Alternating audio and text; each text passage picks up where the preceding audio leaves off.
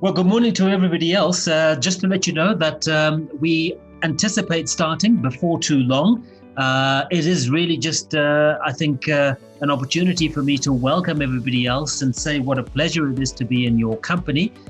We anticipate that we will be together over the next hour and 15, hour and a quarter, perhaps a little bit longer, depending on how conversations progress. But just so you are aware what it is that you can expect, the program, this particular installment, is the very latest round, if you will, of the Employers Confederation's hosted Adapt and Adjust series. And today we'll focus specifically on productivity. After all, we all seek productivity. We all want a life that is fruitful. And we would all like to be working on enterprises or assignments that bear fruit. So our hope is that the many small businesses, the many corporates, and indeed individuals, solopreneurs as they're called today, will be able to stay with us and indeed choose to tune in and really benefit from the many various perspectives that are sure to be shared over the next hour and a quarter. And as I say, there are many things that are exciting that are in store. And I know that once we begin, we'll be able to share a little bit more about some of what has inspired the programs that have been put together to be put together.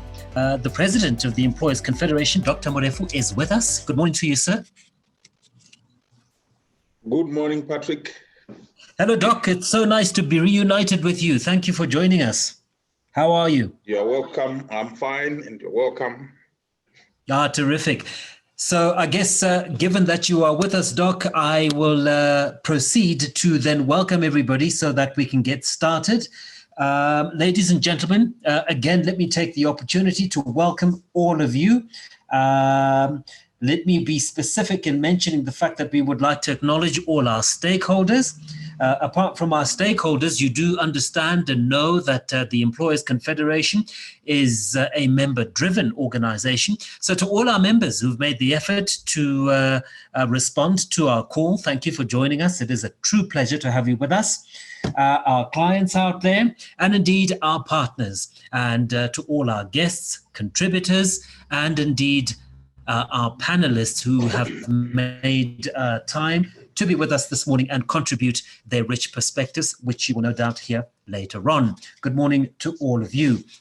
The whole idea behind why we've come together can really, I think, best be summed up by a quote that I'm sure many of you will know. It's been a long run in business. It simply says, what got you here will not get you there. And in many ways, I think many of us have got to a point in our businesses and even our personal lives to a certain extent where much of what got us here is very clear will have to be changed as we go forward. Hence the adapt and adjust maxim that we've adopted. But even as we do that, we've also had to reach out and embrace other more sophisticated means to ensure that we help all our members to survive and thrive in this very delicate period in business history and human history for that matter. But let me not preempt too much. What I would like to do right now as we open is hand you over to the president of the Employers Confederation of Zimbabwe. Ladies and gentlemen, it is my pleasure and honor to introduce you Dr. Israel Morefu, who is a long-standing member of the business community, who is our president and also active across many, many other fora in the country just at the moment. It's a wonder he makes time, but I'm sure he's working 25 hours a day just at the moment. Dr. Morefu, good morning to you, sir, and welcome. Good morning, and thank you, Director of Ceremonies, Patrick. On behalf of EMCOZ and our partners, I would like to welcome everyone, including representatives of business member organizations, representatives of professional institutes like IPMZ, EMCOZ Executive Committee, as well as participants and guests and all protocol observed.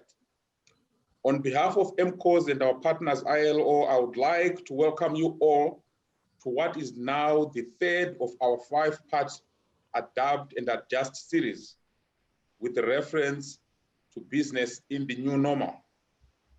In the face of the changing times, and particularly the advent of COVID-19, we have designed this series to support you and your business as you navigate your way in the new normal. This morning's event is about enhancing productivity, and in particular through the ILO's Sustaining Competitive and Responsible Enterprises Program, otherwise known as SCORE. As a key implementing partner to SCORE, EMCOZ considers this program as an effective tool to increasing productivity. Productivity is at the center of our mandate as EMCOZ, particularly in terms of ensuring that there is industrial peace and that capacity utilization in all our organizations is enhanced. As EMCOZ, we supported the piloting of the program in 2019, and now we look forward to sharing the potential of this program with our members and even beyond. We hope that today's event provides you with a sound introduction that inspires your engagement. Before they begin, let me take this opportunity to thank the companies, partners, and experts speaking today. And I think I will not waste a lot of your time. And because we have such an exciting lineup, with those few words, let me hand you back to Patrick so that we get started. I thank you. Thank you very much, Mr. President. We appreciate your endorsement and indeed your guidance. Ladies and gentlemen, we'd like to move on with our program. And yes, as you may have heard from the President, he makes mention of the program that is really the focal point of our coming together today, which is the program at SCORE. And what I have learned about it, certainly up until now, is that it is a revolution of sorts in the sense that it is a program that aims at a behavior-driven approach, which aims to ultimately give outstanding results in business. There is sometimes an approach in business that believes in order to attain massive results, one needs to undertake massive action. That's not necessarily so. With the program, you will be able to take many small actions, rather like habit forming, that will lead or compound to an ultimately outsized outcome. So to learn more about this program, its origins, and indeed its motivations and its aspirations, please let me introduce you to a representative of our key implementing partner, indeed the people that have devised this program. I'd like to introduce you to Jens Dyring Christensen, who is the Senior Enterprise Specialist with the International Labour Organization. So Jens, good morning to you, sir, and welcome to you. Good morning, Patrick, and good morning to everyone, and good morning, Dr. Israel Murefu. I just want to find out whether you can hear me before I keep talking. Absolutely, Jens, loud and clear. Fantastic, thanks a lot, and thank you very much for this this privilege that is accorded to me to speak in this forum and talk about the ILO approach to productivity and especially the SCORE program, and therefore also make some remarks about employment and productivity and decent work.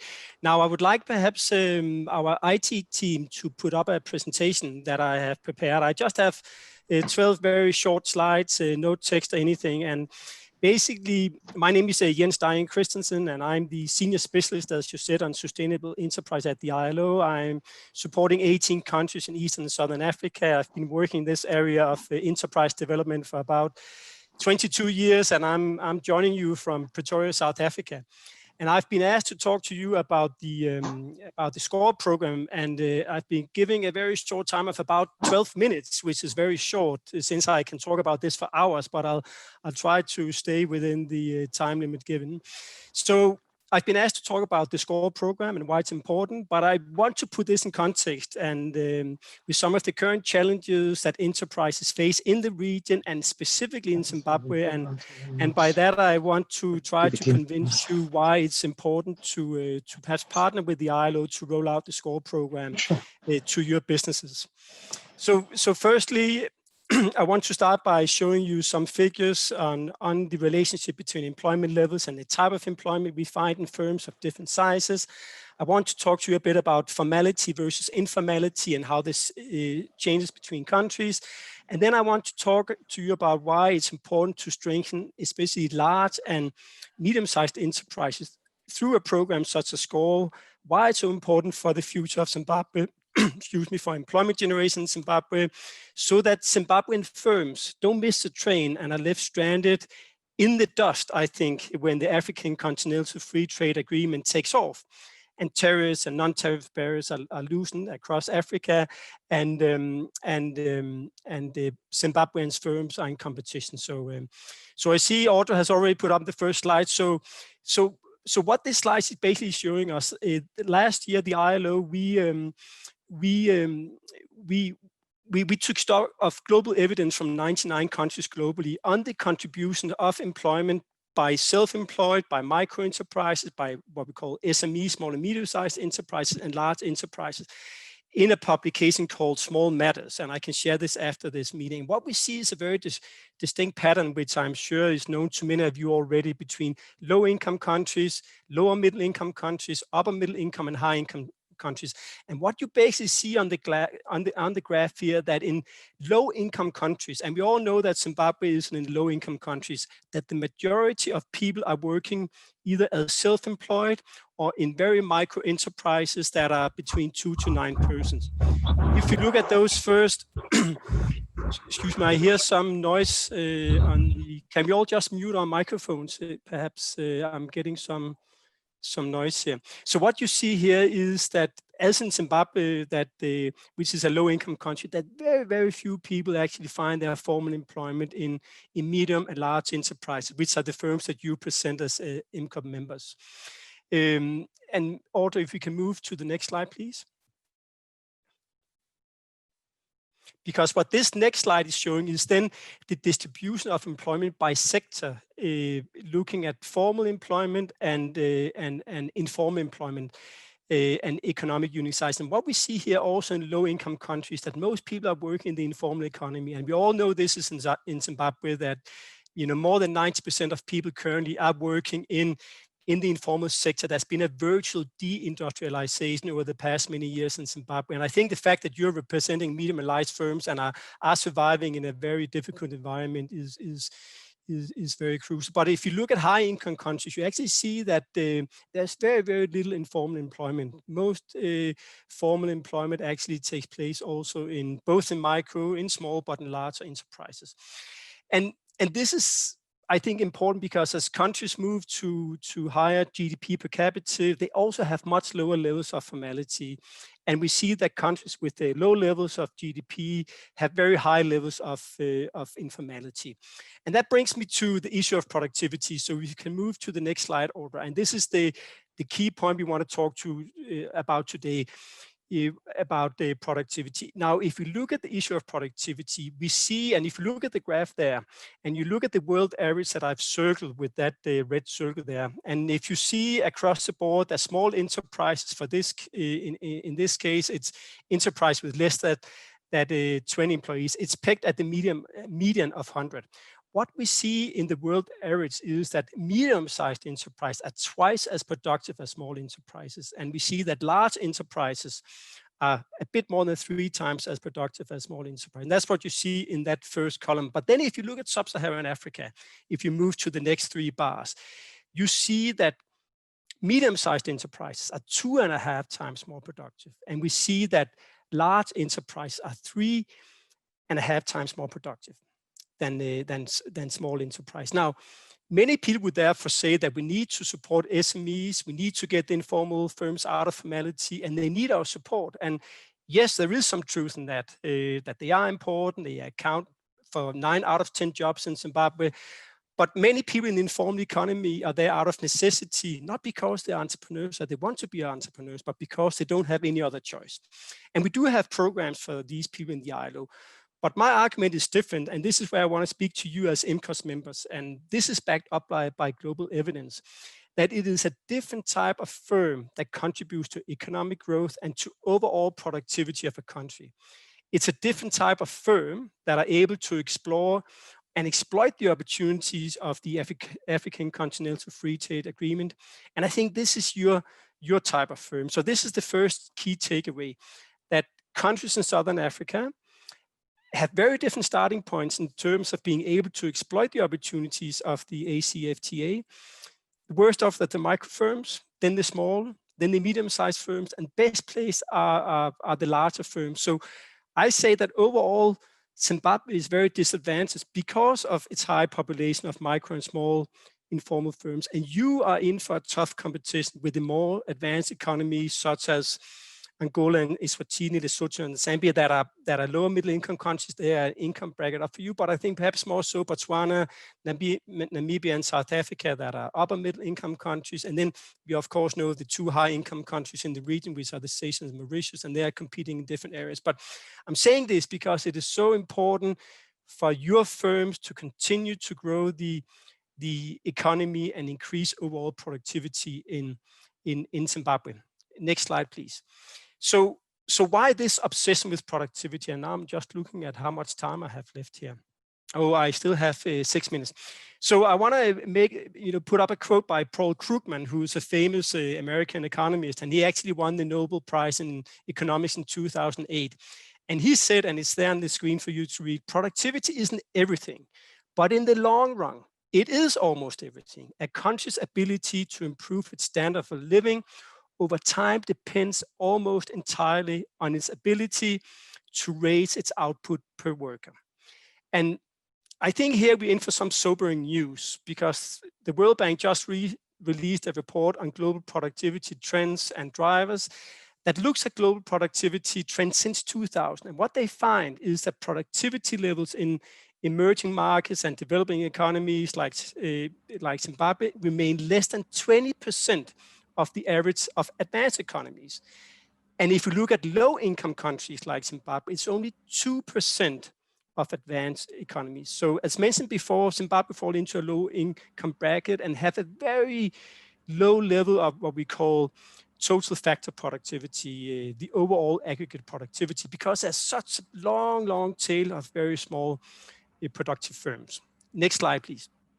So where does productivity come from? So what we have learned from growth theory and economic history is that sustained economic growth ultimately requires technological process and higher total factor productivity, since growth cannot rely indefinitely on expanding the quality of inputs. And you know that because you're CEOs and you're general managers of firms, and you know that you need to also have more lean and more effective production processes.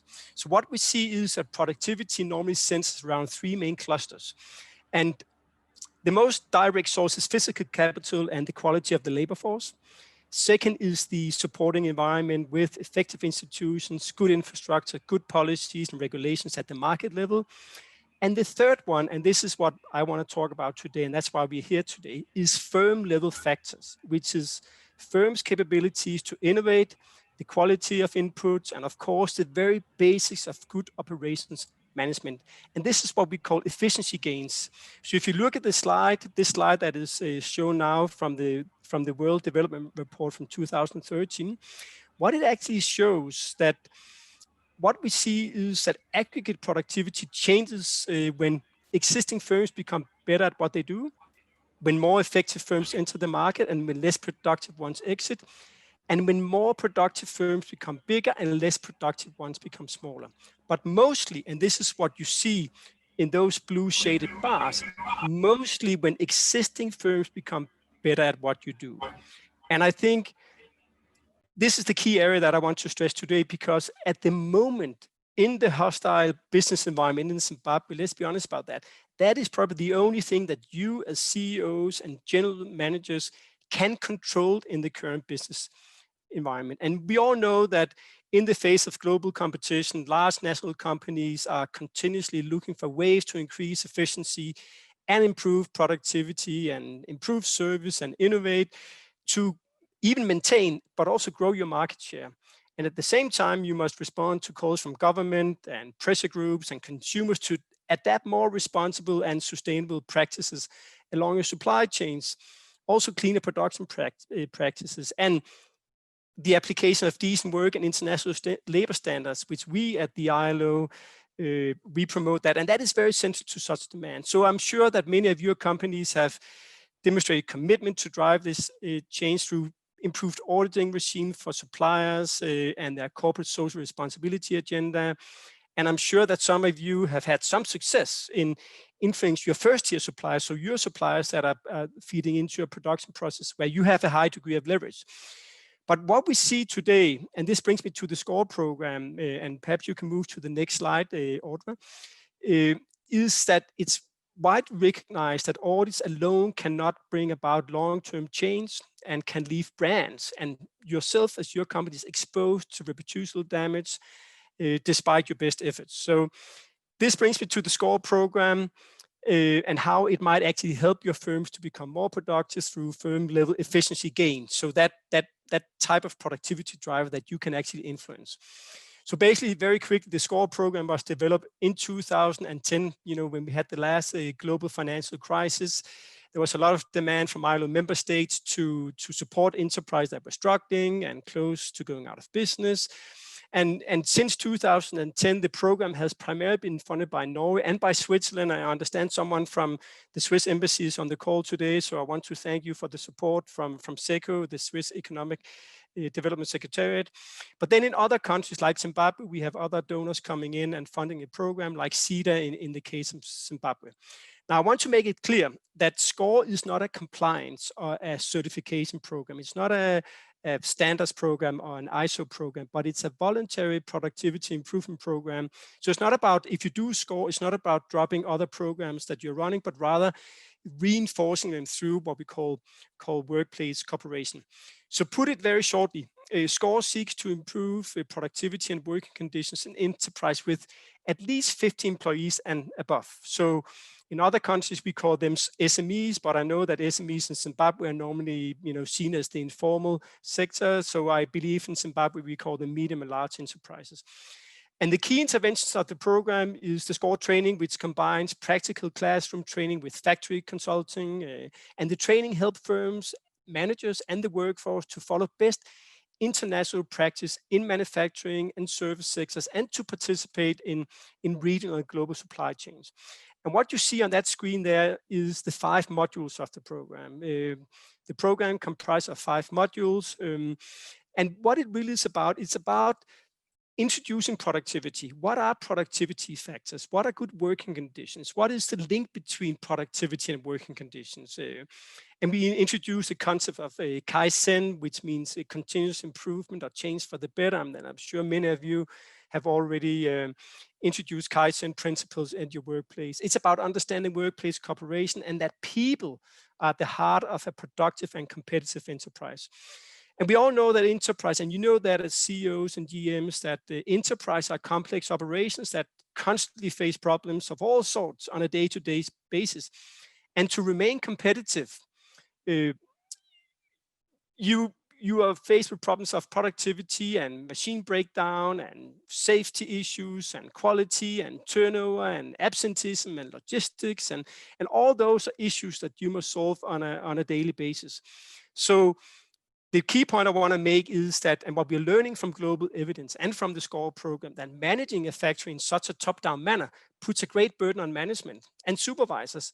So if workers are not empowered and committed to ensuring a best possible approach to production, then it's up to managers alone to make improvements and maintain operations and only managers' own results. And we see in modern management practices that this is not sustainable over the long run. So what we do with these 5 modules, you see them there: workplace cooperation, quality, productivity through cleaner production, workforce management, and occupational health and safety. What we do is introduce quality management. What is quality? Why is it important? We introduce 5 S techniques. You know them, sort, set in order, shine, standardize, sustain factory improvements. We put checklists for quality management in place. We look at lean production and how to eliminate waste in the factory. And by waste, we also mean non-value added activities, so wasteful activities where people are spending time waiting for orders or because a machine is broken down. We look at what we call total productive maintenance to optimize the effectiveness of manufacturing equipment. We put standard operating procedures in place. We look at production and line layout and so on and so forth. And then we look at the human resource management and how to recruit good employees and motivate and make sure good employees keep staying with you. We look at staff development and performance and make sure the roles and responsibilities are clear. And then something that is very important to the ILO and I think to managing any sustainable enterprise is occupational safety and health in the workplace. Because, and you know it, there's nothing more disruptive than to a production line than an occupational injury, which might be so grave that production needs to stop. And we believe that from the ILO that if a workplace is safe and healthy and everyone can get on with their work effectively and efficiently, and in contrast, if a workplace is disorganized and full of hazards, then breakdown and sickness, absences, they are inevitable and they result in loss of earnings for workers and reduced productivity for the enterprises, for you as CEOs and general managers.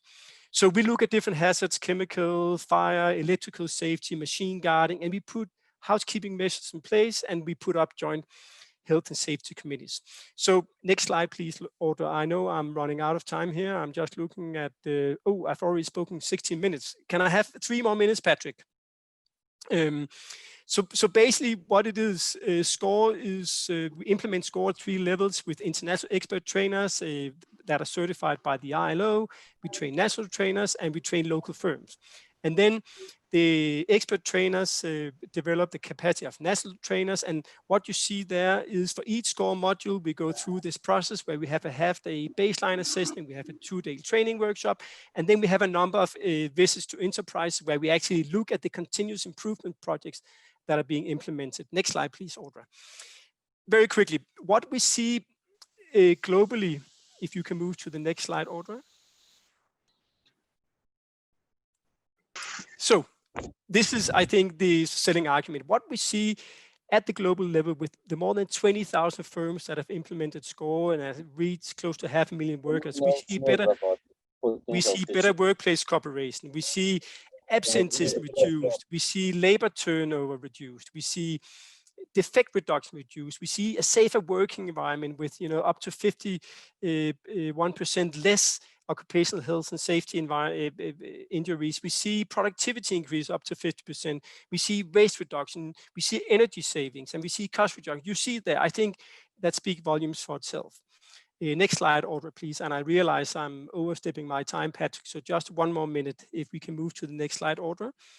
And just to show these are some of the global brands we are working with, and you can read them there by yourself, but we have Adidas, we have Co-op, we have Calvin Klein, we have Coca-Cola, we have Disney, we have Ericsson, we have the Fushini Group in South Africa, we have H&M, we have IKEA, we have Volkswagen, we have Unilever. You see them. So what we see is that many of these global brands, they see the value of implementing the SCORE program. So last slide, very quickly, just to show you that we are working with other, if we can move to the next slide, Audra. We are working with employers, organizations, and productivity centers in many countries around the world. And here you see our global outreach in the many countries we are working with. Zimbabwe, unfortunately, is not on the map yet, but the red countries are the key SCORE program countries, and the blue countries are countries where we're implementing outside the SCORE program. And then moving to the final slide, Audra, and then I'll hold my breath and give the floor to someone else. What we work with is in other countries in Africa. We're working with the Association of Tanzania Employers. We are working with the Ghana Employer Association. We are working with Productivity SA. I'm actually going into a Productivity SA meeting, the annual general meeting after this workshop here. We work with the Management Development and Productivity Institute in Ghana, and we work with the National Productivity and Competitiveness Council in in Mauritius. So well, what we see, and some key lessons learned, and these are my final points, is that to implement SCORE and implement SCORE well, organizations need to have a track record of selling and delivering training services. So a 2-hour workshop or a 1-hour workshop like we're doing today is not sufficient. The organization must have a business plan for how it will fund, support, and sell SCORE services. And we see that the employer organizations that are based at the sector level are perhaps a bit more effective because they are closest to the enterprise. And we also see that private-based trainers who are already closely connected to industry are best qualified to deliver SCORE, and public employees are the least best fitted to deliver SCORE. So that was a very, very quick tour de force. Patrick, thank you for giving me the extra time, and I hand back to you, and thank everyone for listening. This was a very, very quick overview of SCORE. Thank you.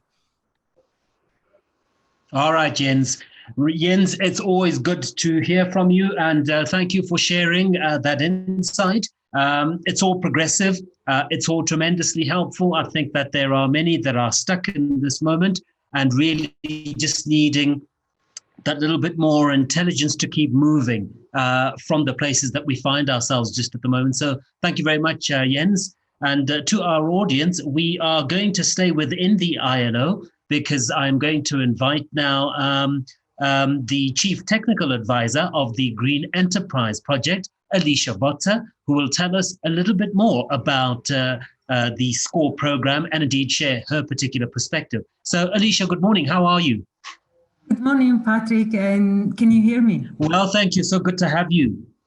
Thank you, and very nice to see you as always. Thank you very much. Thank you, EMCOZ, for organizing this webinar and for inviting us to participate. And I would like also to thank and acknowledge all the companies that are with us today, both those that have participated in SCORE already and other companies that are here to learn and more know a bit more about the program.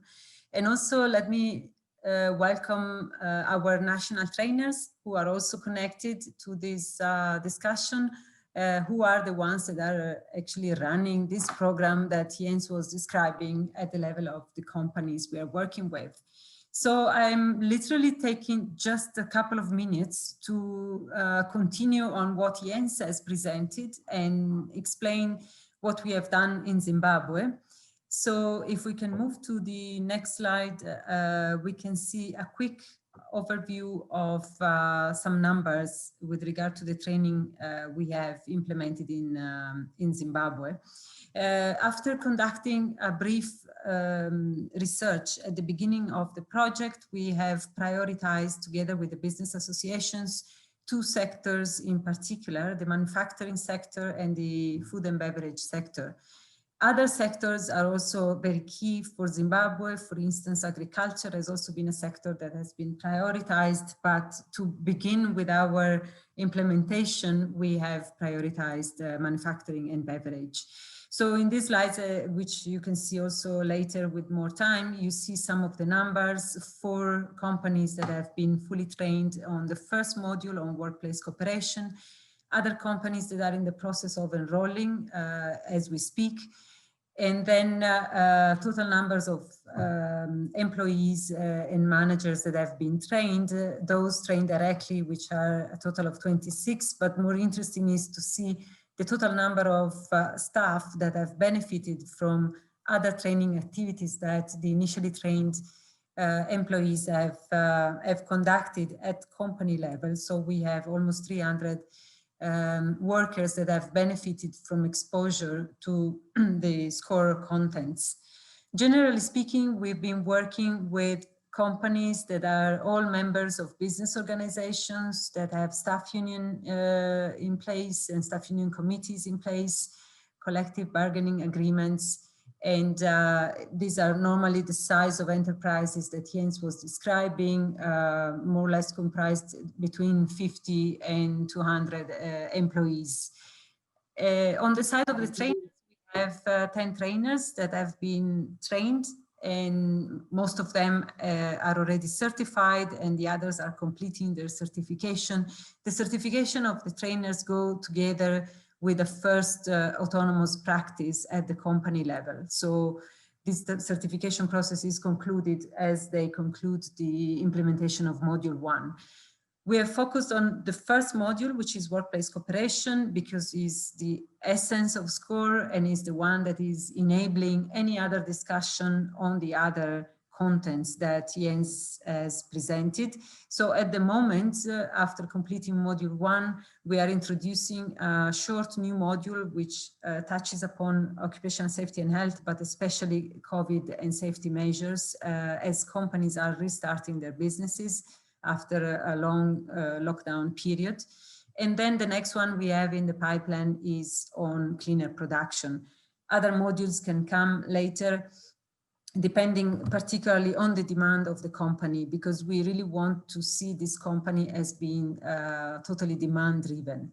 If we move on this next and last slides on my side, I would just like to introduce indeed the companies that we have worked with in Zimbabwe from the point of view of their profile and what they have contributed to make the program happen and be successful. I think this is very important, particularly for companies that are interested in joining. The size of enterprise can change. We will see examples of enterprises that have between 40 and 50 employees. We have also one large corporate that has enrolled to the program, dedicating SCORE to one specific plant. We will hear the case of Schweppes later on. But what they have in common, all of them, no matter the size, is that they have a strong vision for growth.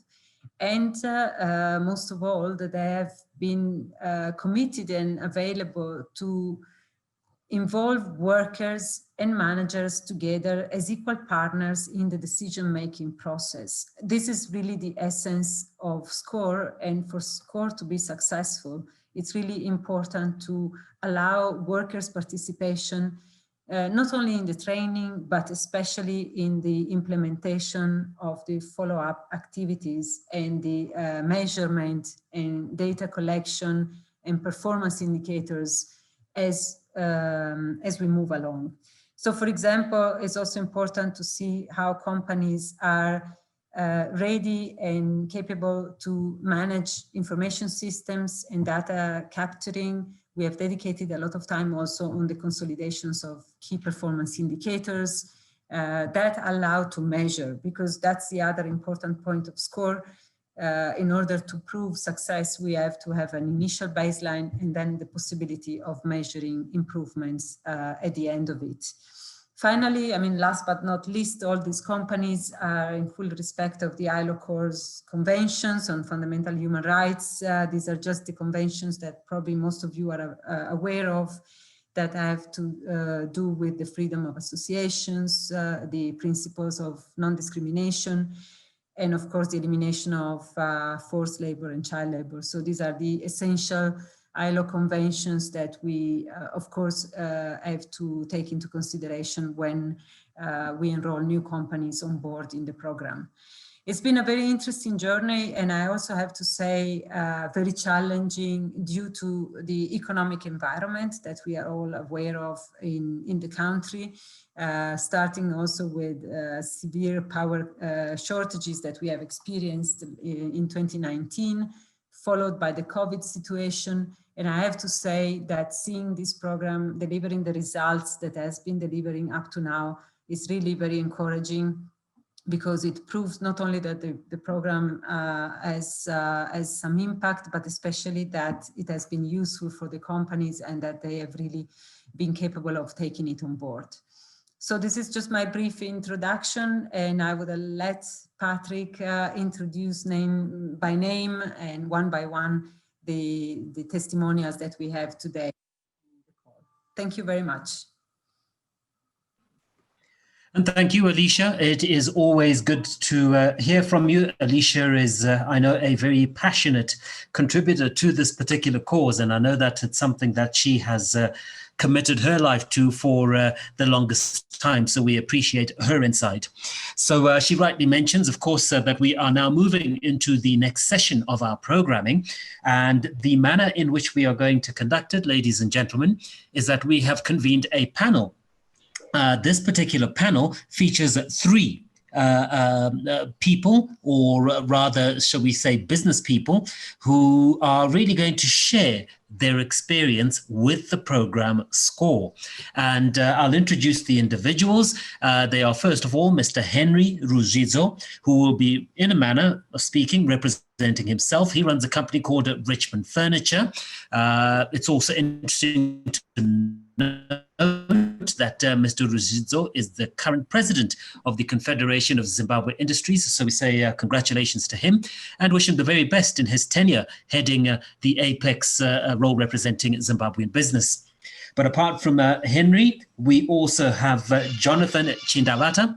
Jonathan Chindavata is the managing director of Kalundike Manufacturing, which is a subsidiary of Nyaradzo Group. And as such, he will also speak to his particular experience. So good morning to him. And then last, but by no means least, we will also hear from Demos Mbawia. Demos Mbawia is the general manager of Schweppes Manufacturing, which of course is a leading drinks manufacturer in the country, a long-standing organization, which is no doubt going to be of interest to many of our listeners.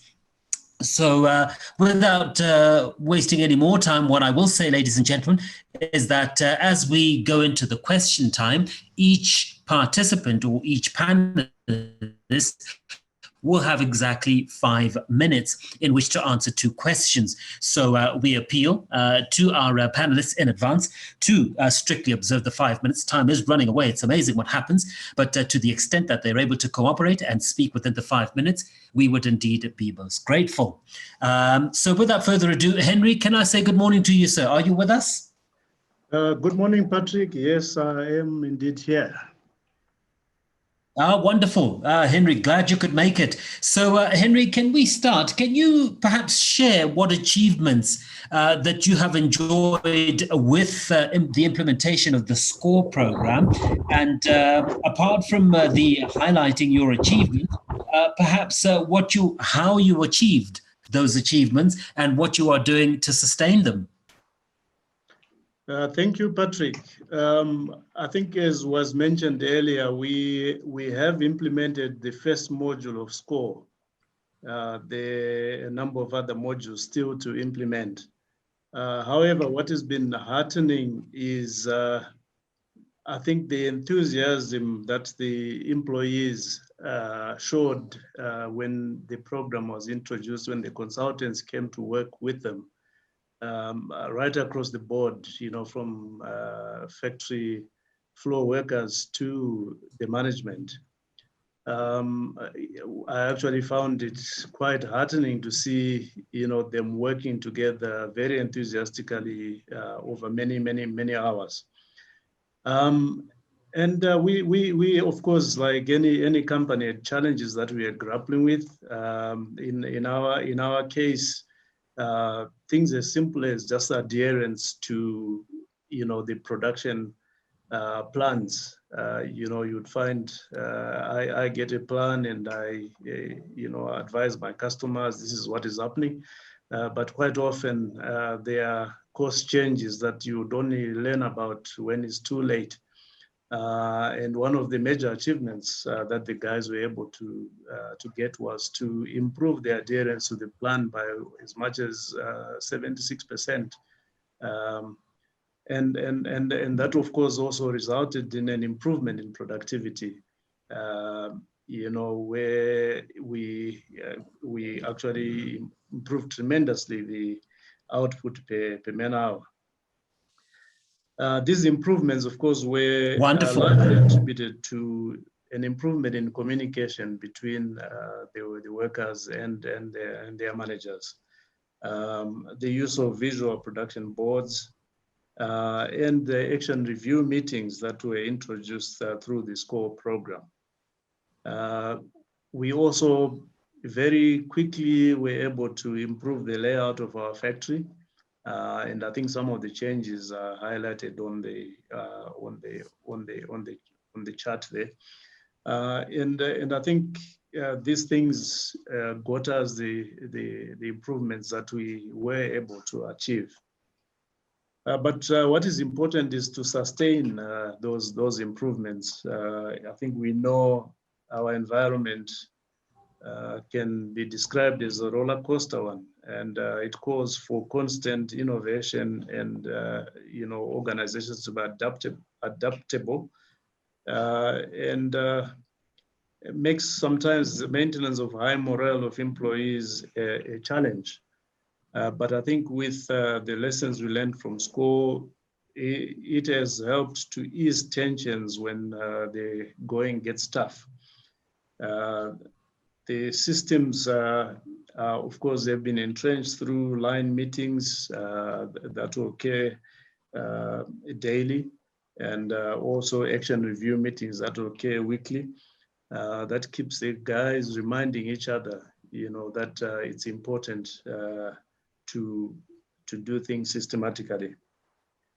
The employees, I think we found, are contributing ideas very freely now, and participation in meetings has continued to be enthusiastic. In fact, we've just completed 2 days of training on COVID containment measures, and everybody was glued to their chairs during those meetings, and contributing their ideas very freely to the team from ILO that was with us. So we would really like to thank both EMCOZ and ILO for introducing the program, and we look forward to implementing more of the modules under the SCORE program. Thank you. Absolutely, and thank you very much. In fact, we have just a little over a minute. Perhaps in a minute, could you just tell us to what extent that, I know you mentioned that the team had embraced the SCORE program. To what extent is it now internalized in your particular company as you go forward? And what do you think the benefits internalization are likely to be? I would say the workforce, particularly the guys on the shop floor, are able to even remind their managers, no, this is not how we do it. So I think there is evidence that they've internalized it. The visual boards that are on the factory that they complete, on a daily basis, are also an indication that it's now become part of how things are done. When you walk through the housekeeping, I think major improvements were done in housekeeping. Again, that they've been able to sustain those conditions even after the program ended officially, and we now embarking on the next phase of the program. But we can see that it appears to be internalized. What I would encourage perhaps colleagues, in organizations is it would appear easier, with the workflow staff. They can take these things in very, very quickly and adapt and change. But I think our management perhaps needs a bit more work so that they are consistent in applying the principles throughout. Sage advice indeed, and thank you very much, Henry. We really appreciate your contribution. I'd like to move on to our second panelist, if I may, and introduce to you, ladies and gentlemen, Mr. Jameson Chindawata, who is the Managing Director of Kalundeke Exports, a subsidiary of Nyaradzo Group. Jameson, good morning to you, sir. Good morning, Patrick. How are you? Good morning, everyone. Yes, very well, thank you. And thank you for joining us, sir. Let's talk about the SCORE program and your particular experience. Can you perhaps tell us, what does workforce cooperation mean to Kalundeke?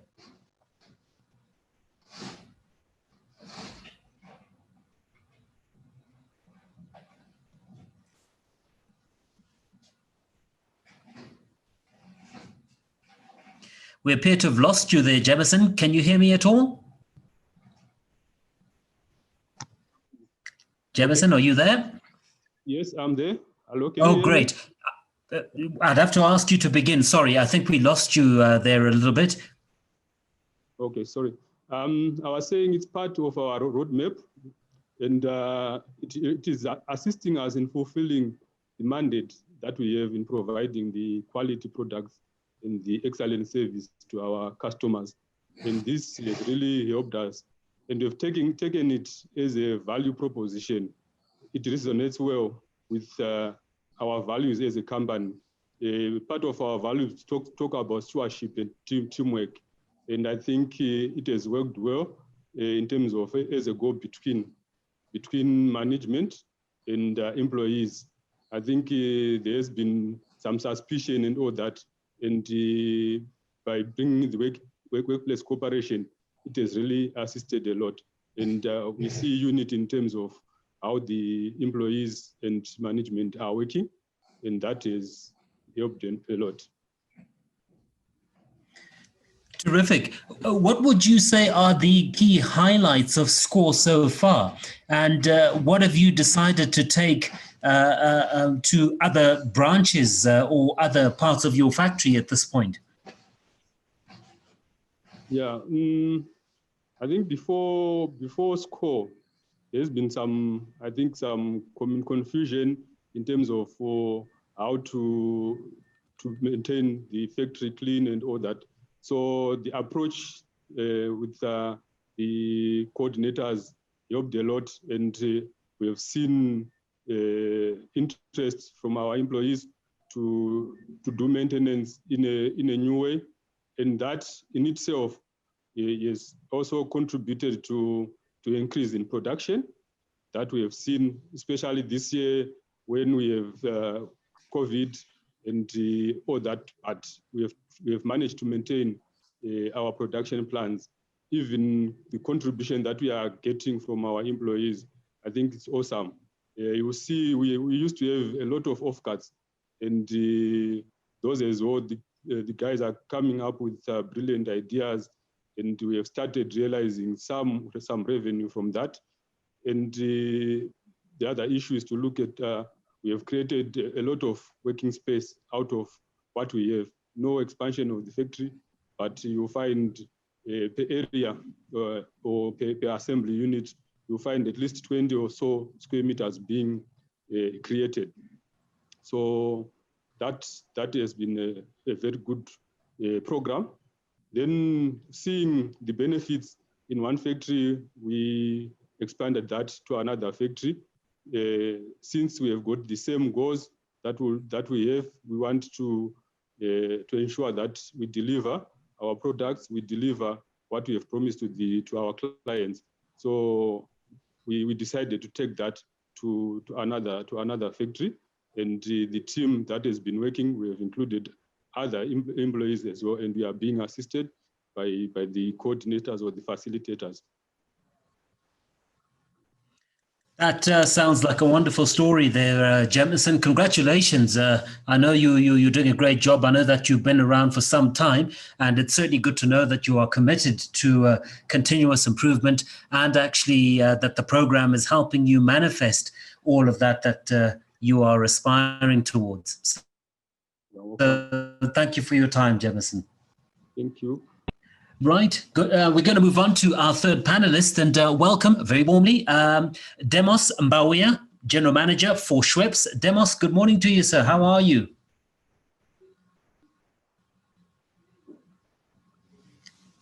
Good morning, Demos. Can you hear me? Good morning, Patrick. Good morning, colleagues. Terrific. It's so good to be reunited with you and also learn of your continuous progress. Let's dive straight into it. We have 5 minutes. So can I start by just finding out why, Schweppes is a large business by any standard. Why did you see it fit to embrace SCORE? And even as you did, what value has it added? Thank you so much, Patrick. I'll try to make sure that I make it within the 5 minutes. So SCORE came at a time when we had already a program running in our organization, which was in line with our strategy. So if we're looking at our strategy, the key big bets on our strategy as an organization is we want to drive competitiveness. We want to be able to play and win in the marketplace.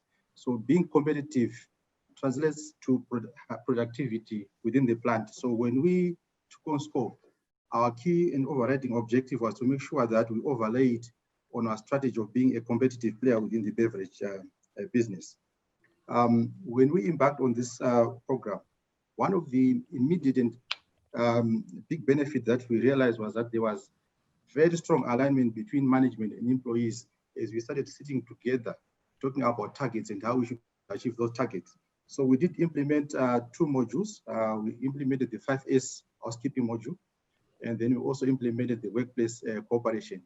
But it is the workplace cooperation module that opened a lot of opportunity for our business within the communication, opening communication lines with employees, driving alignment between employees and management on objectives, and also driving employee engagement around ownership of objectives. So that has been a key big takeaway from this program, Patrick. That's just terrific. I know after years and years and years, the Mazoe just keeps tasting better and better. So you must be telling the truth, Demos. Congratulations. Tell me though, what do you think that the achievements are as you go forward? And is it something that you are likely to take to your other plants so that they can also benefit from this approach? We certainly would like to replicate the successes that we have achieved with this program. We've got about 7 plants dotted across the country. We would like to replicate what we've achieved. And again, you've asked me what are the key successes that we would like to replicate. Number 1, we want to make sure that through the visual management project, we continue to improve communication between employees and management. We strengthen the feedback loop between managing employees. One way to make sure that we sustain it is for us to demonstrate every time when we get suggestions from employees, for instance, we act on the suggestions and we give feedback, and the employees see the suggestions being operationalized in the business. Another way of making sure that we integrate and replicate is to make sure that in our processes, we don't make SCORE another project. We make it a way of managing our business. So we're going to integrate SCORE, the issue of 5S housekeeping, visual performance management, within our performance management system, and make sure that we sustain it right across the business. We have also seen a big benefit, Patrick, on employee change management. As we went through COVID, we had to go through some change management within our business. But because we had established a platform for communication and cooperation between ourselves and employees, there was good traction in terms of implementing changes that we needed in our business to make sure that we survive through the COVID environment. So sure, we're going to replicate it throughout our 7 operating sites.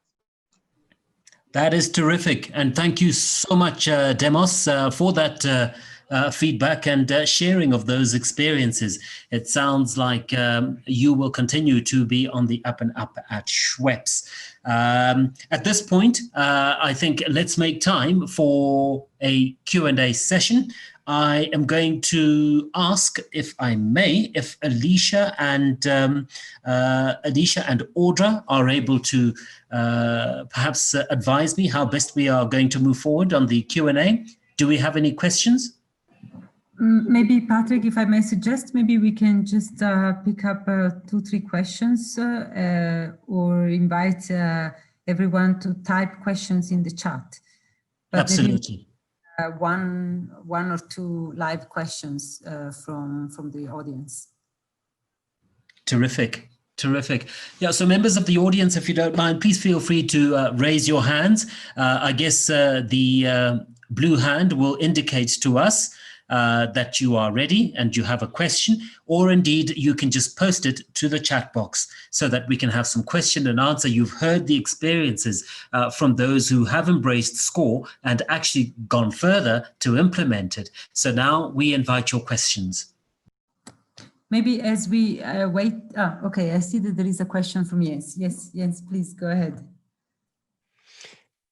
Thanks a lot, Alicia and Patrick. Perhaps just a very quick question from me. A lot of this training has now been subsidized by the ILO and indirectly by the donors, CETA. And I always find, in terms of sustainability, who's going to pay and for what. So I want to ask the CEOs and the general managers if SCORE is something that you would be willing to pay for in the future? Do you think it's making such a difference to your business that it's actually a service that you would be paying some of our national consultants to continue to roll out some of the other modules? There are 5 modules in total, and we heard from SWEPS that you have implemented 2 of them, others have only implemented 1. So I just want to ask that question. Thanks. Well, thank you, Jens, for your question. So any one of our managing directors or indeed general manager can pick up on that question. And my understanding is that once we have a response to your question, Jens, we are going to move on to our second panel and then take even more questions right at the end of the session. So perhaps an answer to that question from our 3 gentlemen, any one of them? Oh, so if I may come in, Patrick, so the question is whether we will be able to, number one, are we able to sustain it by paying it on our own? Look, so when you talk about productivity, Patrick, we are talking about something that is adding value to the business. So are we able to, and would we be willing to pay for it? Yes. But do we have the capacity? It's something that we have to look at it, the willingness, because there's obvious benefit and value in having a productivity program of this nature. But we're just coming out of COVID, coming from a very difficult operating environment where our revenues significantly dropped and we are rebuilding our businesses. So the issue of capacity becomes an issue, but the willingness to consider paying for it, yes, we would consider paying for it. Well, that sounds great. And thank you for that. It is timely and it's certainly very encouraging. And as I say, we'll be able to pick up on these conversations not too long from now. What we are going to do is to convene our second panel so that we bring everybody concerned together. So I have a question, Patrick, if I can quickly come in before you. Right. Yes, certainly. No problem. Thank you. All right, sorry about that. I noticed that ILO is working in different countries, Tanzania, ATE and NPCC, and in Ghana they are working, and also Productivity SA. So in terms of working in Zimbabwe, what would be their natural partner in rolling out such a program? Because I know that we don't have a productivity center in Zimbabwe per se, but we've spoken about it for quite a long time, but it has never materialized. So the question, I suppose, goes to Jens to say, who would be your natural partner to roll out such a program in Zimbabwe? Okay.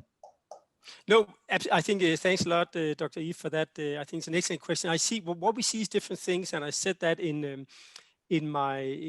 on the last slide. I think working with these natural productivity centers is actually quite successful. So in South Africa, we have an MOU with Productivity SA. We've been training Productivity SA trainers. We've trained a bunch of them. Now they're rolling out SCORE to the clothing and textile manufacturing industry. And what we see from Productivity SA is what they like and what they also like in Mauritius, NPCC, they're also rolling out. We've trained 9 of their trainers, because they are mandated by the government, and both of them are semi-governmental structures. Productivity SA belongs to the Department for Employment and Labor, and they have a mandate.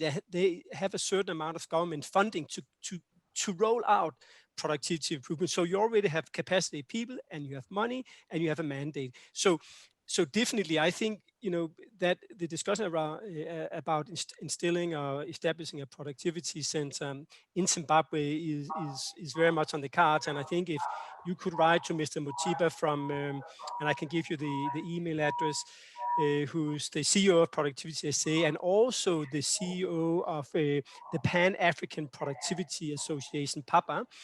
Their mandate, PAPA, is to support the establishment of natural productivity centers, and the ILO can support that from the side. So we do see natural productivity centers are very good partners, and then we see sector-based associations. So sectors that are close to a specific, associations that are close to a specific industry are the most successful global examples. Thank you. Thank you. Well, thanks very much, Jens. That's very helpful. What I'd like to suggest, if I may, ladies and gentlemen, is that we take a short break in the sense that we will move to convene the second panel, after which we'll be able to entertain even more questions. But Dr. Eve, does that answer you adequately what Jens has said, or did you wish to follow up? No. I'm quite happy with his response. Thank you. Okay, great. Thank you. In which case, just let me take the opportunity, ladies and gentlemen, to introduce our second panel. Now, this particular panel is distinct from the first in the sense that now we are going to talk to the experts whose overview in their jurisdictions or constituencies and industry, if you will, gives them, I suppose, authority to provide the comment that they now will.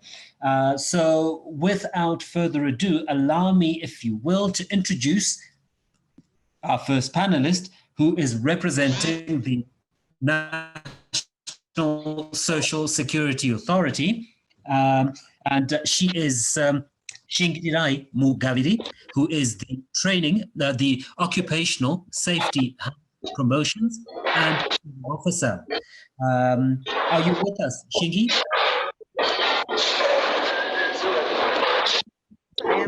We seem to be having some interference there, so we may need more of us to switch off their microphones or at least to mute. That's better. So Shingi, can I confirm, are you with us? Yes, I am with you. Wonderful, Shingi. Good morning to you and welcome. As I've said, you are the Occupational Safety and Health Promotions and Training Officer with NASA. So it is good. We will be able to come back to you with your first question, but just let me take the opportunity to introduce your other panel members. Next up, you've heard from her just recently, and it gives me great pleasure, actually, to introduce to you the Director General of the Standards Association of Zimbabwe, Dr. Eve Gadzikwa. Dr. Gadzikwa, sorry. Good morning to you again, and welcome. Thank you very much, Patrick. And good morning to have you with us. Thank you. And we move on to our third participant, who is the Vice President in charge of Finance and Administration, including ICT, with the Institute of People Management in Zimbabwe, Mr. Clopas Chiketa. Clopas, good morning to you, sir. Morning, Patrick, and exciting times in program. Thank you very much. Oh, wonderful that you can join us, and it's great to hear from you. And last, but certainly by no means least, representing the ZCTU, I would like to say good morning to Nyasha Muchichiwa. Nyasha, good morning to you. Morning, Patrick. How are you? How are you, everyone? Great. So yeah, all our full panel is represented. So let's get into question time. So I'm going to go back to Shingi and starting with our look at occupational health and just ask regarding occupational safety and health and productivity and what it has to do with NASA. Could you perhaps put into context the link between, I guess, what you call OSH, Occupational Safety and Health, and productivity, even as you talk about that and its link to productivity? How have companies been impacted by COVID? Thank you so much, Patrick, and good morning to you all. You know, what happens is worker productivity, capacity can be affected positively or negatively by their safety, health, and well-being. So it is very important for us to ensure that we take care of the safety, health, and well-being of our employees. A healthy worker contributes more to productivity than a sick worker. Where work is perceived as hazardous, you find that a worker will either stop working or will work with hesitance, and productivity will be negatively affected.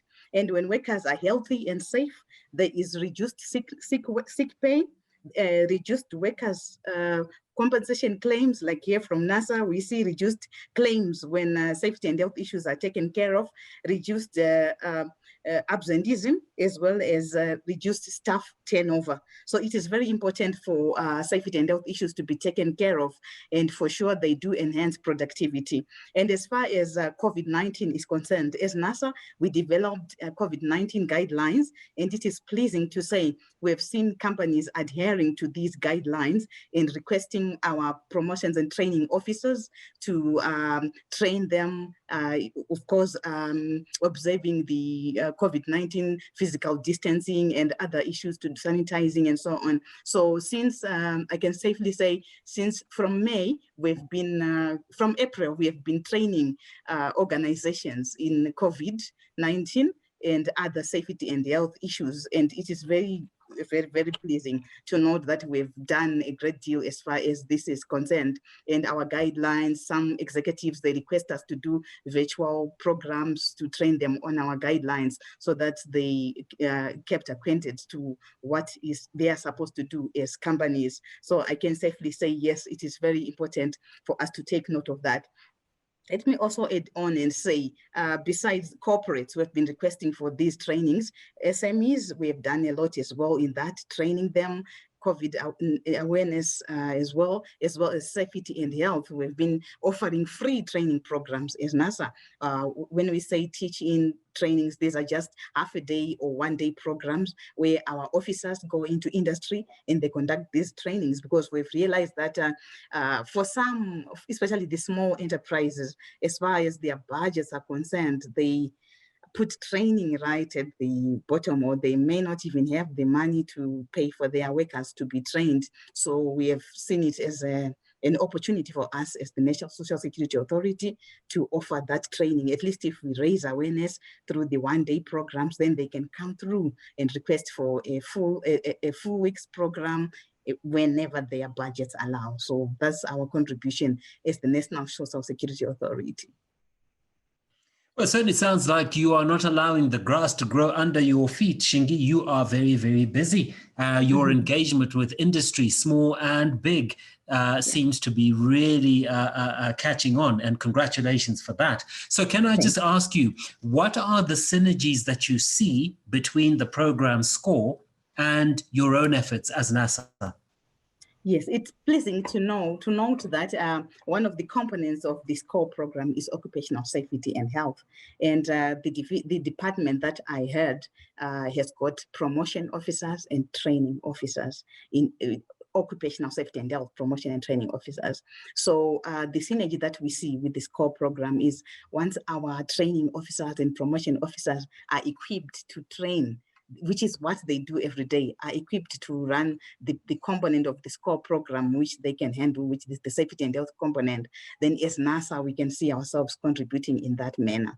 We are already doing something, as I have already said, with corporates and with SMEs, and it would be very good for our officers to be equipped and be able to run with the SCORE programs.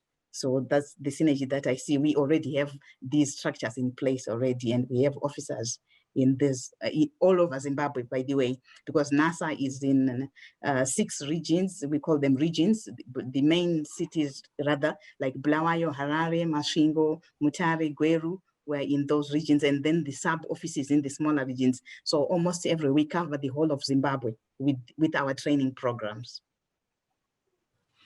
That is terrific. Well, congratulations again, Shingi, and we appreciate your contribution this morning. Thank you. Thank you, Patrick. Let me move on to our second panelist, if I may. And yes, you've already heard from her, and she's fairly well known throughout the country because her organization, much like NASA, is also fully represented throughout the country. So, Dr. Gadzikwa, good morning and welcome again. Please let me start by asking you to what extent, or well, rather, what competitive advantages the Standards Association of Zimbabwe offers to businesses, and in so doing, how you are managing your engagement with corporate Zimbabwe and even SMEs. Thank you very much again, Patrick. And I'd also like to take the opportunity to thank EMCOZ and ILO for inviting me to share on this platform. It's very, very good and interesting so far. So, Patrick, I'm going to prefix my comments by saying, the advantages of standards have been well documented, but standards are not an end, in themselves, but a means to an end. And why am I saying this? It's because, the the environment has become very unpredictable. You know, as they call it, the VUCA business environment is now a world of competition, whereby responsible organizations need to adapt and also to adjust to the new environment. And basically, standards are there to help companies to meet the ever-changing needs of customers who are calling for higher levels of quality, compliance, to safety regulations, and also demanding value for their money in whatever products and services that they consume. And the other, interesting observation is that today, any business, large or small, that operates without standards is bound to suffer losses through risks which are associated with, releasing substandard products into the market. We've also seen, high costs of rework that is associated with companies that don't implement these standards, reputational damage, loss of confidence due to product recall, loss of market share, uncompetitiveness, unsatisfied customers. I mean, the list is endless, okay? And also even possible lawsuits as well.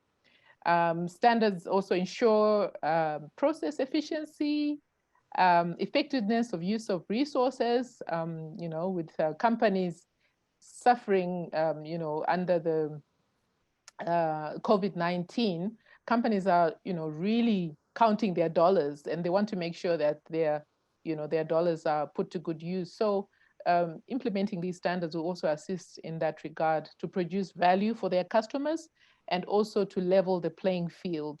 As you know, Zimbabwe, like most developing countries, are driven by SMEs. And this is where the challenge comes in, because the SMEs find it particularly difficult to implement these standards, you see. The other advantage, of course, is that standards will facilitate trade, because you cannot export if your products have not been standardized. So to answer your question directly, how have we been making use of our services to support our businesses? As the national standards body of Zimbabwe, SARS provides expertise in the area of standards development. We also do offer certification to these standards. We offer testing, training of corporates and SMEs to ensure market entry of their goods and services in the local, regional, and international markets. And I heard Jens talk about the African Continental Free Trade Area. So we are supporting businesses to make sure that their products can actually penetrate the African market. And maybe on the last point on this one, going beyond merely complying with standards, the challenge really is changing behaviors to ensure that sustainability and continuous improvement is part of, every company's, overall goal.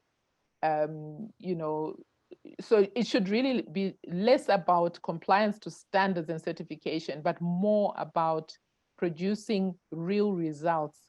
It should really be more about productivity. It should be more about business growth. At the end of the day, standards on their own are useless if we don't achieve the productivity and if we don't achieve the growth, Patrick. Yeah, that's very interesting. I like how you mention, or at least draw the parallel with behavior, because, habits really do become important. And I can see how some analysts, or professionals rather, have actually said that it's less about the current results, but rather the trajectory that you're on, because these little behaviors compound over time and create even bigger results. So thank you very much for that. And it leads me to my next question. Where do you see the synergy between your particular objectives as SARS and those of the SCORE program?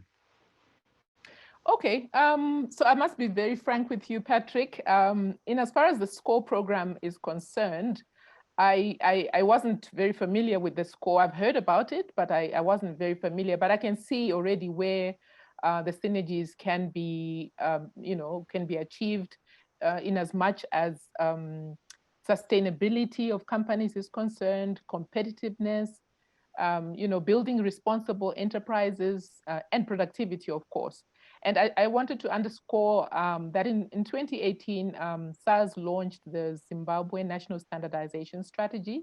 And this strategy is basically a program that we are running, which is a very deliberate attempt to try and target sectors like agriculture, manufacturing, mining, service sector, to develop relevant standards for Zimbabwe's economic and social development. So where I see some synergies that we can work with ILO through this SCORE program in the next budget period, which is 2021 and up to 2023, is identifying areas where we can support businesses to become more productive, to be able to take advantage of the African Continental Free Trade Area. I think this is a worthwhile endeavor. I also believe that there's complementarity in terms of identifying how standards can support cleaner production, which is part of one of the modules that was spoken about by Jens. And I think the area, we are going into this post-COVID era. I mean, it's going to end, Patrick.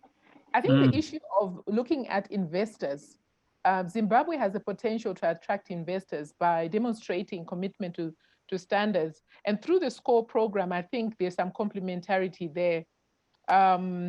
Not to mention the fourth industrial revolution, all these good things. SMEs in particular, as I mentioned, we are particularly interested in SMEs because we realize that, yes, we're supporting the big companies, some of whom are on this platform, but we also are very mindful of the fact that the majority of the businesses are small businesses and SMEs. So I think we can complement our efforts in that regard to build what I would call a maturity model, to grow our businesses from small, SMEs into bigger SMEs, leveraging the standards and leveraging the SCORE program. I think these are just some of the few areas. And lastly is the policy.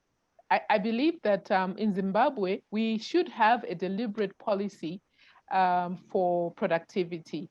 Because in as much as we have all these policy pronouncements that are, that are supporting businesses, we've got the transitional stabilization plan, which, we've just been implementing. There's now the talk of the national development strategy, but I don't hear the productivity aspect coming out very strongly. So I think SARS and ILO through the SCORE program can complement efforts to influence government policy to come up with a very clearly defined program to promote productivity in Zimbabwe. Thanks, Patrick. Well, thank you. That's certainly comprehensive, actually. Thank you very much, Dr. Gadzikwa. You are not only eloquent, but you're also evidently a good listener. So thank you for your contribution, ma'am. Thank you.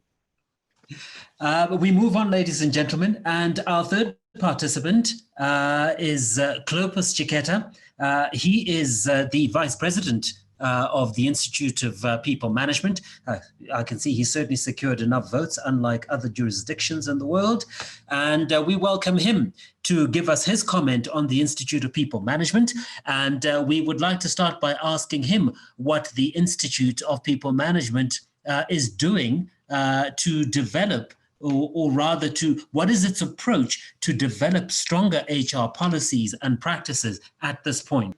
Thank you. Yes, I'm here, Patrick. Thank you very much. And I'm excited. I generally am a person who likes to see things moving. So when I was just listening to the testimonies and the presentations, I was excited. And I said, this is where we should be going as a country. IPMZ, Institute of People Management of Zimbabwe, is there to provide solutions around people management practices and enhance productivity and performance for organizations through those. So at the end of the day, we are there to support institutions, support individuals that want to support institutions around areas of HR management. That's your organization design, your issues to do with succession management, issues to do with selection, issues to do with performance management, reward management, and issues to do with industrial relations. So when I was just listening to what has been done there, I said there is great room for collaboration. So at the end of the day, when I look at the SCORE program, I see greater opportunities around issues of strengthening organizational structures, where you find that as entrepreneurs and SMEs expand, there's need to evolve and adapt their structures to what will be happening. So at the end of the day, it's key to develop the right structures as you evolve.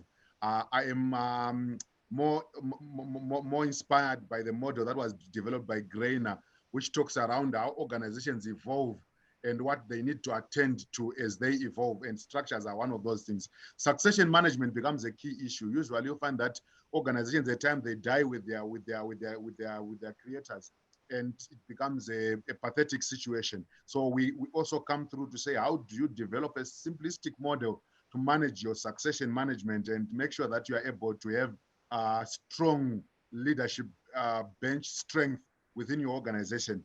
We also talk around staff engagement, which is a very critical issue, particularly in these times where you find that organizations need to excite their staff. They need to make them buy into the vision, and staff engagement strategies need to be in place even within small and medium enterprises to ensure that they're able to move on.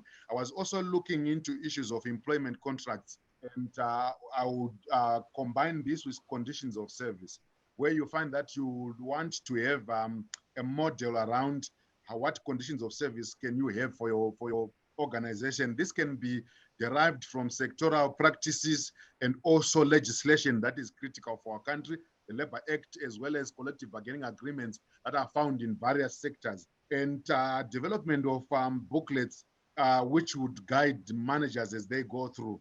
When you look at performance management, there are various ways of managing performance. You have the systems that can drive organizational performance, like your balance scorecard, like your management by objective, others are using IRBM and so forth. So at the end of the day, you want to say, how can organization embrace a culture of performance and make sure that they're able to drive value for themselves and their people? I am compelled by what do we call this, an equation that talks around performance is equals to potential minus interference. So at the end of the day, you want to say, how do we drive around productivity and performance? You manage interference, and there are many interfering factors, and coaching and mentorship become very critical as strategic levers that can be utilized by organizations as they embrace what the SCORE program has done to them to ensure that they are able to sustain performance. Competence building becomes a critical thing. So lastly, as I just sum up there, I was just saying, how do we score together with ILO and EMCOZ? I believe that there could be partnerships around competence building, where we could profile to say, what competence profile do we want to see in organizations of this size? And then you begin to say, how do you begin to manage interventions and develop interventions that would drive that competence management process and close the gap, and also build HR management practice in line management or in owner-driven organizations, and make sure that these are going to embrace the right practices to do with people management. And we develop programs that are centered around line management as HR managers. And I also saw an opportunity to do with performance consulting, where we are looking at how do we drive performance, how do we ensure that we sit together and have an OD, just basic OD and change management strategy, as well as practice that would be able to sustain the organization and make sure that it is able to take itself from its current level to the next level as it moves on. I remember visiting one organization in South Africa where we're looking at it, and you find that it had a structure, but when you would ask questions, they would refer you to the owner, and you would find that the structure was there, but it was disempowered. And we want to say, how do you empower structures to ensure that those structures are able to be efficient, they're able to be effective in delivering on the strategic objectives of the organization. So essentially, that's how I think some of these things need to be managed. Also, reward management, where you're looking at reward structures. How do you excite people for productivity? How do you put variable structures around reward management that would ensure that people are more like rewarded for doing the best that they are able to do? And in that, tied to that, you are also able to put a basic talent management framework that would drive the organization's performance. I think I will end there because of our limitation of time. Well, you'll end there, but I tell you what, you have not shortchanged yourself, Clopas. I think your response was certainly expansive and sufficiently comprehensive to cover all the subsequent questions. So thank you for being so elaborate, because I think it really did capture also towards the end there the synergies that you have with the SCORE program.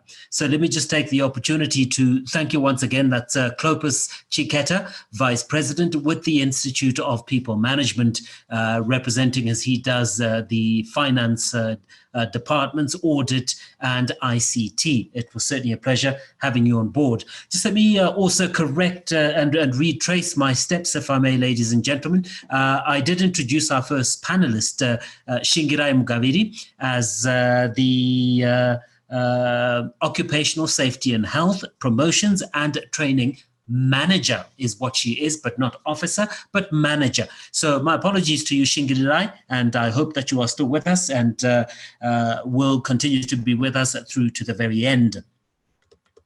I'd like to introduce our last panelist, who is representing ZCTU, and this is Nyasha Muchichiwa.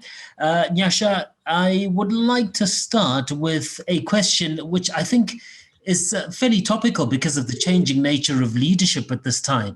And when I think about the SCORE program, my question to you, Nyasha, would be, how would you define the workplace cooperation from a union's perspective?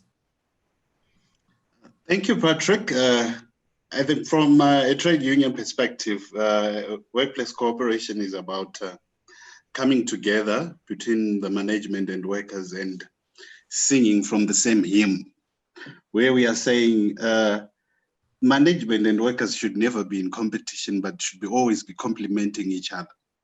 As trade unions, we believe so much in social dialogue, and we see social dialogue as one of the key tools that will make sure that workplaces, there's harmony in the workplace and productivity is increased. It's very difficult for you to assign people to do tasks that they do not have an understanding of what is the end outcome of this. So you discover that by working together, through consultations, through participation, workers can identify themselves in the organization and they can identify their role in the organization. You want workers in your organization to identify themselves as part of the organization and say, this is ours and this is why we are doing it, as this will lead to better productivity. And they feel ownership of what they are doing. So it is quite important to get workers heavily involved in the plan from the formulation process, formulation, planning, implementation, and also evaluation, where the drive for ownership in terms of the production line and the products themselves, so that you have workers who, you don't, like what we do, what most people do, you have merchandisers at shops who sell your product. So why not make your workers part of your merchandising team to say, this is our product, this is a good product, buy it. I have been in training where I've been training representatives for workers in terms of collective bargaining. And I have picked workers who then say, this is our product, comrade. If you're going to buy this product. And I can assure you that this is a very good product. I have been in same meetings where you have workers who say, okay, if you want, buy it, but you know, these guys are not treating us well, and they are ever complaining. So for us, workplace cooperation is about getting workers involved throughout the whole process in terms of policy formulation, in terms of implementation, in terms of evaluation. And also what is also important is the recognition. I had other participants in their panelists also highlighting that they take time also to do the recognition, to say, this is what you have said, we are taking it on board, and this is the outcome. So recognition of also the contribution of workers in terms of this participation is quite key, where they feel appreciated and they feel they are participating towards the achievement of better productivity. So this is, for us, what we call cooperation at the workplace. Wow. Yeah. And certainly some of what you have captured there is very much in line with what is shared in best practice today. So thank you, Nyasha. But as long as we're talking about your representation for ZCTU, can I just ask you what programs and indeed campaigns that your organization offers on the areas discussed today? What do you think you would be able to amplify given your status as ZCTU? Okay, thank you for that. What we have been doing and what we can even do furthermore is that already we run what we call economic literacy programs, which then look at issues around the state of the economy, which also look at issues of collective bargaining. And it is within collective bargaining that we use the ILO recommendation 131 in terms of minimum wage setting. And two of the areas that the recommendation looks at is the state of the economy, and it also looks at issues of productivity. We also train in terms of issues of looking at collective bargaining holistically and making sure that you cover everything that is needed.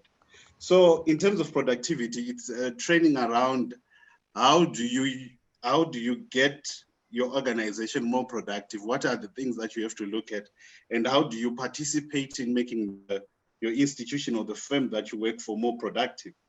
We also offer trainings that look at issues of how do you identify the spaces and also participate in the acquisition of these spaces for the organizations that you work for.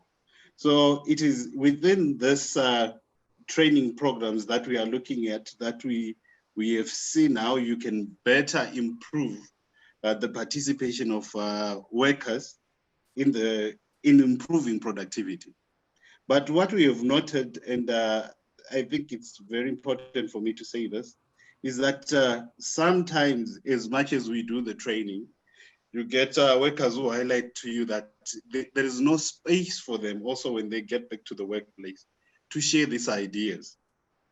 There's no space that is created where they can sit down and share ideas on how to improve the efficiency and the productivity within the sectors or the different departments that they work for. So I think it is also important as we are discussing in terms of improving productivity, to see how do we create the space. I think the panelists from the first panel highlighted how they have created space. So I think it is also important to do that. I think also we have also at the national level been participating in the establishment of the Productivity Institute. And as already highlighted by Dr. Eve, it has been something that has been always on the table for a long time.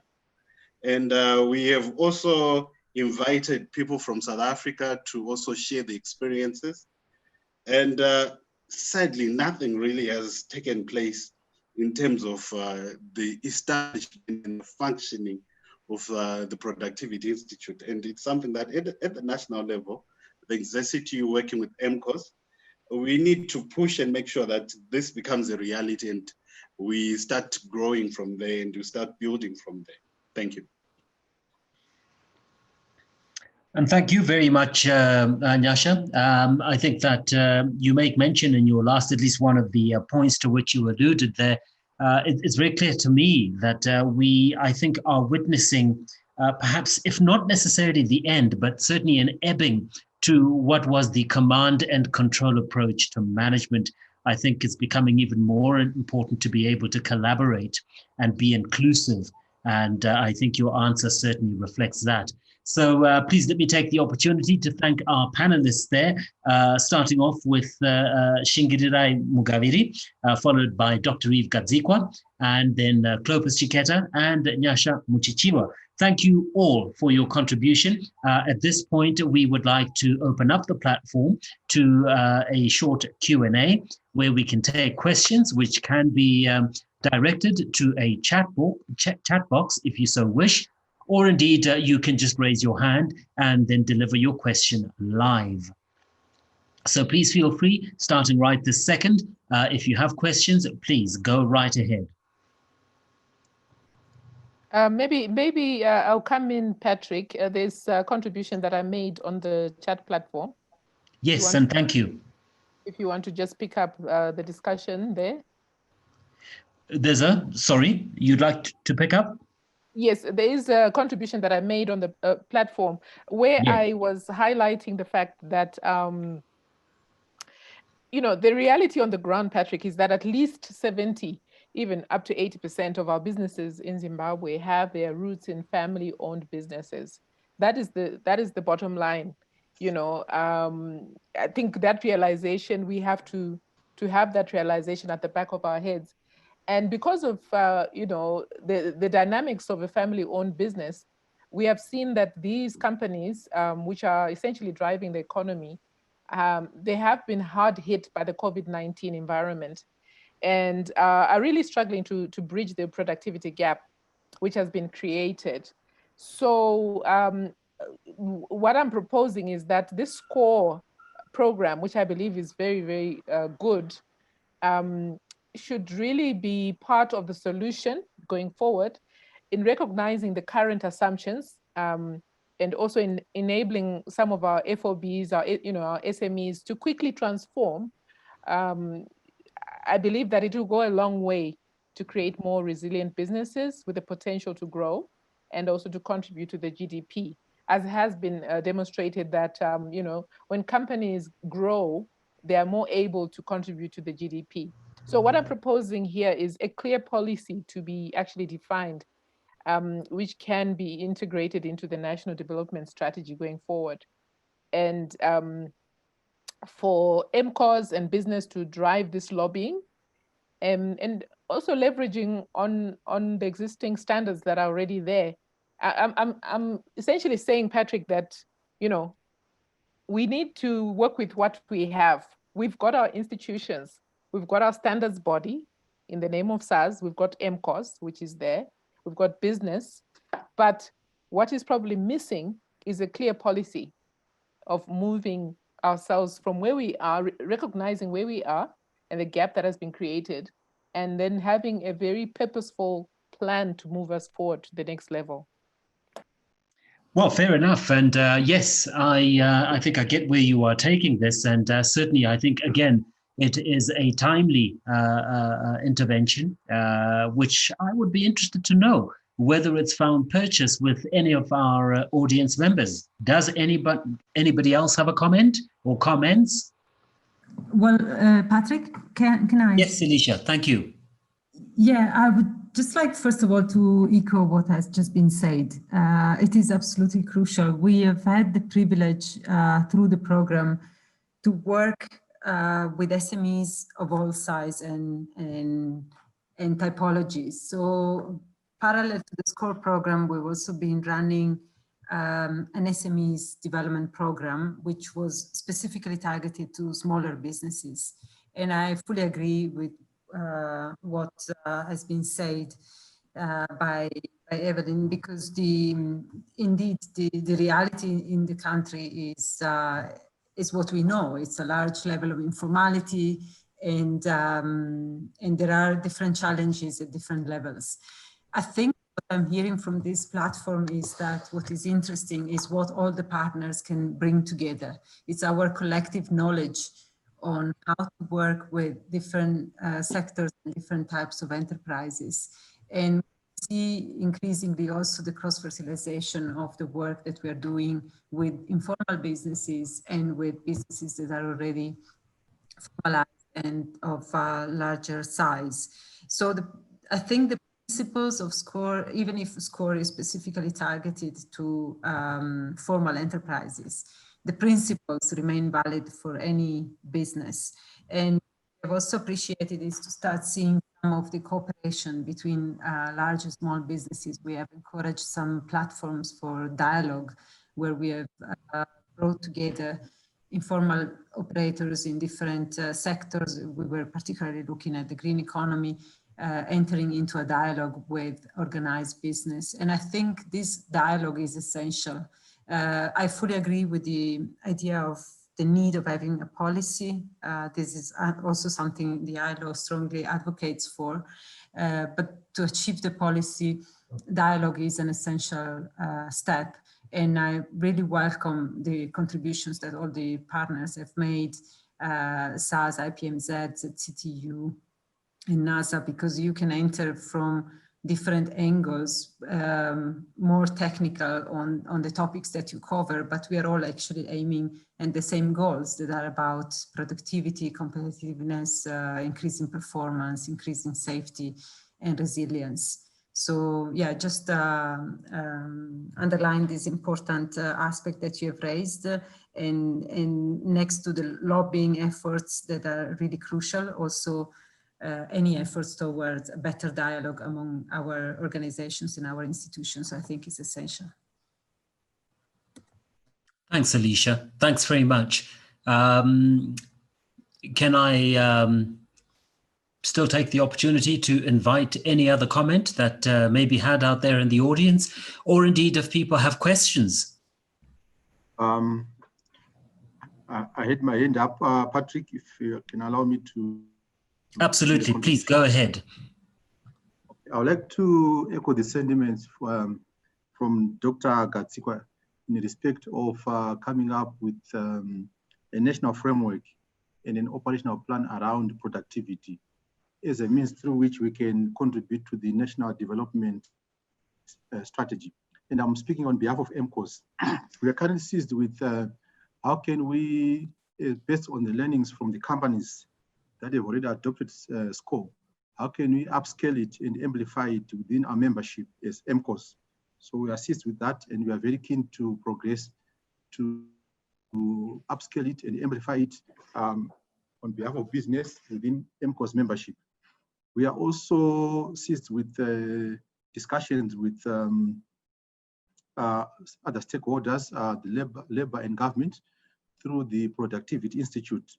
And I see this as an opportunity and as a vehicle or tool that we can also avail to the Productivity Institute as a leverage tool to drive productivity, industrial productivity in the country. So I agree if that we need to work together to see how we can amplify this and leverage on the opportunity that it presents. Thank you to our last speaker, and we did appreciate his contribution. And yes, we would like to continue opening up. I don't know if anybody else has a comment or indeed questions. Yes, Patrick, if I maybe add some comments. Absolutely, sir. Please go ahead. I really would like to echo and support the comments by both Dr. Eve and my colleague from business in terms of how policies can actually move what we've been talking about forward. I think productivity and competitiveness go hand in hand. We have a Productivity Institute that's not working very well. We also have a National Competitiveness Commission that's also not working very well. And I think part of the challenge is that these institutions are under different ministries. And perhaps we, EMCOZ and ourselves at CZI and perhaps others, need to lobby that these institutions work together to push forward the agenda for productivity and also for competitiveness, because the two are really inextricable. We take the opportunity to still invite you, if you have questions, ladies and gentlemen out there, to contribute. This is our time to open up. We have enjoyed a fairly robust and wide-ranging discussion on productivity today, which is the latest installment in the EMCOZ hosted Adapt and Adjust series. And I'm hoping that today you have found much value in the ideas that have been expressed through the SCORE program in order to enhance your current situations in the workplace. Patrick, can I make a comment? This is Jens. Hello, Jens. Yes, please go ahead, sir. Okay, thanks a lot. So I don't want to throw sort of any spanner in the works of you know, whatever we say, but I think we have to be very cautious with having too much optimism in the informal economy and family-owned businesses. And I say this with the greatest respect and with greatest admiration for people who are trying to eke out a living in very difficult circumstances and finding ways to survive and pursue livelihoods. But if you look at economic growth and if you look at productivity, total factor productivity and productivity increase happen in very different types of firms. The type of firms we've been listening from today, the EMCOZ members. So it's always a bit the chicken and the egg, you know, because there's such a very large informal economy, many struggling firms. We need to support those firms. That's one side of the argument. But the other side of the argument is that very few of those firms are actually, and we see this from panel data across Africa, very few informal firms are actually graduating into formality. That's a very, very small handful, which we call growth-oriented firms. So while we are very keen to roll out productivity type of interventions to the informal economy, they need a different type of thing. And they need more focus on what I would say basic business management operations, how to improve their business, get the basics in place, where the firms we're listening to today, they have the basics in place. But how can then build on those basics and increase? And I just want, and I mentioned in my presentation that the World Bank just released a study, also a COVID-19 related study, and the title of the study is called Making It Big and Why Developing Countries Need More Large Firms. And it makes the case for supporting large firm growth like the ones we've been listening to today. And why is this? So what we see is that large firms are significantly more likely to innovate, to export and offer training, and are more likely to adopt international standards, as we've heard about from Dr. Eve, including international labor standards and the promotion of these work in their supply chains. And coming back to the issue of productivity, their productivity advantages enable them to operate at lower cost of production.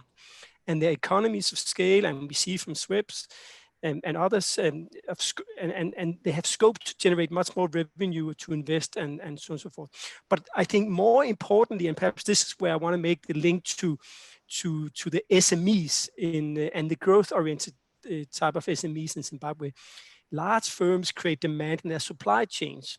And by creating demand in the supply chains, they can grow markets of previously unavailable products, like many products are not available in Zimbabwe at this point in time, products and services, and they can generate surplus that can improve workers' income and employment conditions. So my argument is, yes, we need to focus on the informal economy. Yes, we need to support informal SMEs and family-owned businesses.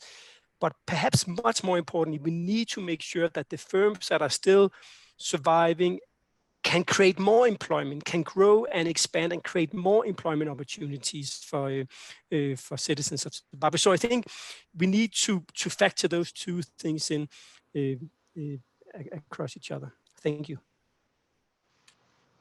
Well, thank you, Jens. Certainly food for thought, isn't it? It pays to come together. If we have no further contributions, I do not have the benefit of seeing the hands that go up, or indeed what is being fed into the chat box just at the moment. So I am going to assume that there are no further contributions, in which case I will proceed to invite Mr. Tafadzwa Chirinda, representing the International Labour Organization. What Tafadzwa is going to do is talk about how to join the SCORE program. So good morning to you, Tafadzwa. Are you with us, sir? Patrick, I'll speak on behalf of Tafadzwa because he had to step into another meeting. No problem at all, Alicia, and thank you. Thank you, Patrick. So thank you once again, all of you, for your contributions. I think this has been a very inspiring dialogue. And I think we have discussed the core ingredients of how to promote SCORE. But if we want to also see briefly how to join the program, I would like to re-emphasize the company profile that we were discussing before. As we were saying, SCORE at the moment is specifically targeted to formal businesses of the size of 40 to 300 employees, and with the characteristics that we have explained before. The Green Enterprise Project, in collaboration with EMCOZ and ZCTU and all our implementing partners, we have the opportunity of offering the enrollment to Module 1 of SCORE to a few companies, just as we have done with the companies that you have heard so far. And the first step would be indeed to express an interest and to confirm that your company is willing to attend the program, but also not only taking it as a training, but taking the commitment of establishing an improvement team, an enterprise improvement team at the level of your company. And this team has to be composed by both workers and managers. This is the essential ingredient to make SCORE happen. Then what it will happen is that this team will be exposed to the initial training on workplace cooperation. And then through the support of our trainers, we will conduct factory-based visits to monitor the implementation of the improvement projects at the company level. So just to stress that the two ingredients that are really essential are the commitment of the company to lead this change and to adopt the workplace cooperation principles. And then secondly, the commitment to enable workers and managers working together towards the achievement of these results. The setting up of a monitoring system is also essential, and it is done through the establishment of key performance indicators. Many of your companies already have these systems in place. So what SCORE does is not replacing any system that you already have in place, but it's rather reinforcing it through workplace cooperation. We start with Module 1 because for us it's the core module which is essential to discuss any other topic. And then after implementing Module 1, which is fully subsidized by the project, we are open to explore further expansions, such as just, for example, Kalundike was mentioning they're expanding the module to other factories, or as Schweppes was saying, they are taking on board other modules as they proceed. So the idea is to just explore the implementation of the first module. We encourage the enrollment or the expression of interest before the end of November, and tentatively the implementation period is between November and March 2021. So here you can also find the contacts to for the companies to express your interest, and then we will get in touch with you to discuss how to get started. The point I would also like to raise and reinforce again is the contributions from all the technical partners that I've discussed today. As we have said, we have implemented only Module 1 up to now. We are starting with Module 3 on cleaner production, but there are other topics like human resource management, quality management, and occupational safety and health that are also in the pipeline. And I see the role of the institutions that we have heard this morning in reinforcing these technical contents, and probably in combining the training of SCORE with existing certifications that your institution offer. So this could be a very interesting platform for collaboration. And last but not least, of course, beyond the training, this movement, if I can call it like that, of companies that engage to these principles can definitely generate a discussion at national level on how to improve productivity and how to keep with the results. So these are basically the steps to join SCORE from a company perspective, and from other institutions that are still interested in continuing the conversation. Of course, we also encourage you to get in touch with us. We will follow up with each one of you to discuss the best modalities of collaborations. We have seen through Jens that at national level it can take different forms, through national productivity centers, but also and strongly with the participation of business associations. So I think there is no one recipe only on how to make SCORE becoming a strong program established in the country. Is something that we can work out together, and we can find the right partnership agreements that are more suitable to Zimbabwe and to the context of our SMEs. So this is in a nutshell what I wanted to share. And yeah, I'm still available if there is any additional questions. Otherwise, over to you, Patrick. Alicia, thank you. Thank you very much. And I think that your delivery effectively brings us to the conclusion of what really has been a vibrant discussion this morning. And as I said before, something I hope that has delivered a lot of potential solutions to business people that are really flailing in these dramatically changed circumstances. So always good to be in the company of experts. So we take the opportunity to thank our experts and indeed our panelists. But I think it behoves on us now to thank our audience and everybody else, our stakeholders. I think in no small way, I think today has really been made possible by our key implementing partner, the International Labour Organization. So Jens, you are always ready, you are always committed, and you are always on time. It's always a pleasure to interact with you. Likewise, Alicia, yes, you're very often in the background, but very much present, making things happen in the background, but also eventually making sure that you're right up front to make sure that it follows through. So thank you to all of you. Audra, to you and all the work that you are doing to put this together, thank you very much. And as I've already mentioned, our panelists and indeed the suppliers of the various testimonies and experiences according to SCORE, we thank them for their time. We take the opportunity to say good morning. It's almost lunchtime now. It'll probably be good afternoon, not too long from now. But it's been great having you, and have a great rest of your day. And we look forward to having you on the next installment by EMCOZ. Thank you and goodbye.